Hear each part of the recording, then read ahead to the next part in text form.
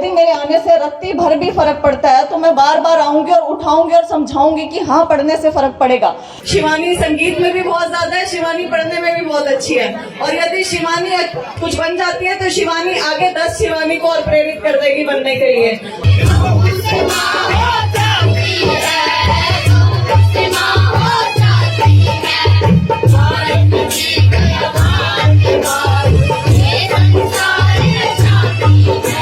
जैसे आप लोग मेरे सामने बैठे हैं, ये समाज इसे पिछड़ा वर्ग क्यों कहा जाता है? क्योंकि यहाँ पर सामाजिक, सोशल, एजुकेशनल और इकोनॉमिक आधार पर पिछड़े हुए हैं। सामाजिक, आर्थिक और शैक्षणिक आधार पर हमें समस्याएं पता है 3 हैं, तो समाधान क्यों नहीं करते हैं? जब समस्या पता है कि ये समस्या है तो समाधान तो ऑटोमेटिकली आ जाता है। सबसे पहले क्या होता है? प्रॉब्लम पता होनी चाहिए ना। हमें प्रॉब्लम ये पता है कि ये प्रॉब्लम्स हैं, तो उसका सोल्यूशन ढूंढना है। अब सोल्यूशन, बाबा साहब हमें बोल के गए थे, संगठित रहो, शिक्षित बनो, संघर्ष करो। उन्होंने ये नारा दिया था। आप संगठित हैं, मुझे इस बात की बहुत खुशी है कि ये समाज संगठित है, आप संगठित रहते हैं। संघर्ष, यहाँ मैं नाम पढ़ रही हूँ भाइयों के, रमेश जी हैं, रवि अठवाल हैं, रविंद्र अठवाल, ईशम सिंह, मास्टर सोमदत्त, जयदेव जी हैं। ये सब भाई, मतलब सबके जितने भाइयों के यहाँ मैं सबके नाम नहीं ले पाऊंगी, लेकिन ये सारे भाई समाज के लिए कितनी ज्यादा कोशिशें कर रहे हैं इकट्ठे मिलकर समाज को उठाने की, शिक्षा जगत की। ये भाई मेरे पास आए करनाल, और इन्होंने कहा कि बहन जी, हम शिक्षा के लिए बहुत ज्यादा गंभीर हैं, हमारे समाज में शिक्षा की थोड़ी कमी है, रोजगार उसके कारण नहीं मिल पा रहा है, और आप आके मोटिवेट कीजिए। तो मुझे बड़ा अच्छा लगा, और मैंने कहा यदि मेरे आने से रत्ती भर भी फर्क पड़ता है तो मैं बार बार आऊंगी और उठाऊंगी और समझाऊंगी कि हाँ, पढ़ने से फर्क पड़ेगा। अब मैं यहाँ पर एक बहुत अच्छी आपको बात बताना चाहूंगी। हमारे ही एक सीनियर हुआ करते थे, एससी समाज से वो बिलोंग करते थे, और उन्होंने बहुत पढ़ाई की। मतलब हमें भी उन्हें देखकर मोटिवेशन मिलता था। जब मैं सिविल सर्विसेज की प्रिपरेशन करती थी, ये दिल्ली की बात है, वो इतना पढ़े, आज वो डीसी हैं यूपी में। उन्होंने अपनी शिक्षा के बल पे, बहुत ही गरीब परिवार से बिलोंग करते थे, शिक्षा के बल पे उन्होंने खुद को ऊंचा उठाया। शिक्षा के बल पे वो सोशली, सामाजिक तौर पर भी ऊंचे उठे, और शिक्षा के बल पे आर्थिक तौर से भी ऊंचे उठे। तो एक चीज, केवल एजुकेशन ने उन्हें ऊंचा बना दिया, उन्हें ऊंचा उठा दिया, केवल एक चीज ने। तो शिक्षा का कितना ज्यादा महत्व है, कितनी ज्यादा जरूरी है शिक्षा, ये मैं आपको बताना चाहती हूँ। ममता सौदा हमारी बहन है। ममता सौदा को कौन नहीं जानता है? ममता सौदा आज पुलिस में बड़े पद पर कार्यरत हैं। कैसे हैं? ये अपने प्रतिभा के बल पे हैं। कोई पर्वतारोही है, कोई पढ़कर डीसी बन गया है, कोई पढ़कर कुछ मतलब बड़ी बड़ी नौकरियों पे लग रहे हैं। ये कैसे संभव है? क्योंकि उन्होंने एजुकेशन को बहुत ज्यादा महत्व दिया। यहाँ पहली लाइन यहाँ पर लिखी है, जननी और जन्मभूमि स्वर्ग से बढ़कर है। आप स्वयं लिख रहे हैं जननी और जन्मभूमि, जन्मभूमि के लिए कार्य करें। और जननी, मातृशक्ति, जहां मातृशक्ति रहेगी, एजुकेटेड रहेगी, वहां परिवार एजुकेट होगा, वहां समाज एजुकेट होगा, शिक्षित होगा। ये बेहद जरूरी है। अभी मैं यहाँ पर ना बच्चों और महिलाओं, आप सबसे कुछ आंकड़े जानबूझकर बोलना चाहूंगी ताकि आप मेरी ये चीज समझें और आगे बच्चे जो पढ़ रहे हैं वो और भी ये चीजें समझाएं। युवाओं के बारे में बात करना चाहूंगी। मॉस्पी एक संस्था है, ministry of statistics and programme implementation के अनुसार हमारे भारत में 28% युवा जनसंख्या है, 55% जनसंख्या 25 साल से कम उम्र के लोगों की है, और 60% वर्किंग पॉपुलेशन है, मतलब कि कामकाजी जनसंख्या है। तो इसका मतलब आप समझे कि अगले साल 2023 में हमारी जो एवरेज एज होगी, एवरेज आयु होगी, वो 29 वर्ष होगी, जो जापान की 47 वर्ष होगी और यूएसए की 40 वर्ष होगी। तो हमारे पास एक टर्म होती है, डेमोग्राफिक डिविडेंड है। डेमोग्राफिक डिविडेंड होता है किसी देश की आयु, उसको कैसे आर्थिक डेवलप कर सकती है, विकास कर सकती है, उसको कहते हैं। हमारे पास अपॉर्चुनिटी है, हमारे बच्चे इतने एनर्जेटिक बच्चे हैं, यहाँ पर इतने खेल कूद रहे हैं। ये जो बच्चे, इनकी एनर्जी को चैनलाइज करने की जरूरत है, इनकी एनर्जी को एक जगह डालने की जरूरत है। कल हमारे पास, इन बच्चों के पास प्रजातंत्र जाएगा, इनके पास पूरी अर्थव्यवस्था जाएगी, इनके हाथ में टेक्नोलॉजी जाएगी, इनके हाथ में पावर जाएगी, और इन्हीं बच्चों को समस्याओं का समाधान भी ढूंढना है। कौन सी समस्या? भूखमरी, गरीबी, बेरोजगारी, पर्यावरण संरक्षण, ये सारी चीजें भी इन्होंने समाधान निकालना है। तो सारी पावर भी इनके पास, समस्या का समाधान भी इन्होंने ढूंढना है। लेकिन क्या ये बच्चे तैयार हैं? क्या हम इन्हें तैयार कर पा रहे हैं अच्छे तरीके से? ये क्या पढ़ रहे हैं, क्या सुन रहे हैं, क्या सीख रहे हैं, क्या बोल रहे हैं, इसकी क्या हम जिम्मेदारी उठा रहे हैं? बच्चे क्या होते हैं? गीली मिट्टी के समान होते हैं ना, कच्ची मिट्टी, खाली गड्ढे। हम उनके अंदर भर क्या रहे हैं, उन्हें बना क्या रहे हैं, ये देखने की जरूरत है। क्या ये व्हाट्सएप यूनिवर्सिटी के प्रोडक्ट तो नहीं बन रहे हैं? फैक्ट और फेक में डिफरेंस समझ रहे हैं? फैक्ट क्या है, फेक क्या है, किन चीजों के ऊपर विश्वास कर रहे हैं? क्या शिक्षित हो रहे हैं असली में? यहाँ पर भारत सरकार को बहुत ज्यादा जरूरत है निवेश करने की, शिक्षा में, हेल्थ में। लेकिन क्या भारत सरकार ऐसा कर रही है?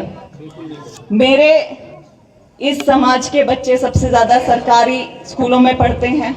गरीब तबका सरकारी स्कूलों में अपने बच्चों को भेजता है, लेकिन भारत सरकार 51,000 सरकारी स्कूल बंद कर चुकी है। हरियाणा सरकार 4803 सरकारी स्कूल बंद कर चुकी है। लेकिन कितना विरोध कौन कर रहा है? कौन आगे बढ़कर इस चीज का विरोध कर रहा है? शिक्षा क्यों जरूरी है? बार बार बोल रहे हैं ना, क्यों जरूरी है? क्योंकि शिक्षा ही उठा सकती है, शिक्षा ही आगे बढ़ा सकती है। शिक्षित होकर ही आप, एक बच्चा यहाँ से रोजगार पा जाएगा, 10 को आगे वो मोटिवेट कर देगा। उसको देख के पढ़ेंगे, देख फलाने का लड़का वो लग गया, तुझे भी पढ़ना है, तुझे पढ़ना है, बनेंगे ना, पढ़ेंगे ना उसे देखकर। तो केवल एक ही सॉल्यूशन है, शिक्षित होना, और कुछ है ही नहीं अपने हाथ में। बिल्कुल, ये बिल्कुल सही कह रहे हैं बाबा जी। किसान और मजदूर के बच्चे यहाँ पर पढ़ते थे। पहले किसानों को सड़कों पे बिठा रखा था, फिर जवानों को अग्निवीर बना के आंदोलन करने के लिए छोड़ दिया, और अब बच्चे स्कूलों के बाहर बैठे हुए हैं। इस सरकार ने किसको नहीं बिठाया है? सब बैठे हुए हैं ना। लेकिन विरोध करने से काम चलेगा, और विरोध सर्व समाज के, सर्व व्यक्तियों को इकट्ठे मिलकर करना पड़ेगा। सब समाज एक ही है, भाईचारा है भाई, सारे एक है, आपा अलग कुछ नहीं है। ऐसे ही काम चलेगा, ऐसे ही इकट्ठे होकर लड़ाई लड़नी पड़ेगी। और यहाँ पर मुसीबतें कितनी है, मैं आपको एक चीज बताती हूँ। शिक्षा में निवेश ना होना, स्किल एजुकेशन में निवेश ना होना। स्किल क्या होता है? केवल सरकारी जॉब ही सरकारी जॉब नहीं होती। मान लीजिए आपको कोई ना कोई नया स्किल सिखाया जाए, कोई कौशल सिखाया जाए, और आप उसके बलबूते अपना कोई काम शुरू कर सकें या कहीं और प्राइवेट में काम कर सकें। वो भी केवल नाम का है। प्रधानमंत्री कौशल विकास योजना, राष्ट्रीय युवा सशक्तिकरण योजना, ये नेशनल यूथ पॉलिसी 2014, ये केवल नाम की है। धरातल पे क्या हो रहा है? धरातल पर तो कुछ भी नहीं है, कहीं पर भी नहीं है, कहीं कुछ नहीं हो रहा है। तो इसके लिए कौन आवाज उठाएगा? दूसरा, जॉबलेस ग्रोथ हो रही है। जॉबलेस ग्रोथ क्या होती है? बिना रोजगार के ग्रोथ। हमारे जो बच्चों, अब ध्यान से सुनोगे, हमारे यहाँ पर 3 सेक्टर हैं। एक है कृषि, दूसरा है मैन्युफैक्चरिंग, तीसरा है सर्विस। कृषि सबसे कम जीडीपी में योगदान देती है, लेकिन सबसे ज्यादा लोग कृषि में इन्वॉल्व हैं। सर्विस सबसे ज्यादा योगदान देती है, लेकिन उसमें सबसे कम लोग इन्वॉल्व हैं। तो वो है जॉबलेस ग्रोथ, डिसगाइज्ड अनएम्प्लॉयमेंट जिसे बोलते हैं। आत्मनिर्भरता की बात करती है सरकार, लेकिन आत्मनिर्भरता क्या केवल बात करने से आ जाएगी? आत्मनिर्भर बनाना पड़ेगा। आत्मनिर्भरता कैसे आएगी? सवाल करने हैं हमें सरकार से कि आप जो ये शब्द बोलते हैं उसके लिए आप करते क्या हैं, ये बताएं। धरातल पर हमें चीजों की जरूरत है, आप कहें तो प्रोवाइड तो करवाएं। तीसरी, हमारी बड़ी कम सोशल कैपिटल है, बड़ी लो सोशल कैपिटल है। लो सोशल कैपिटल का अर्थ ये हुआ भूखमरी।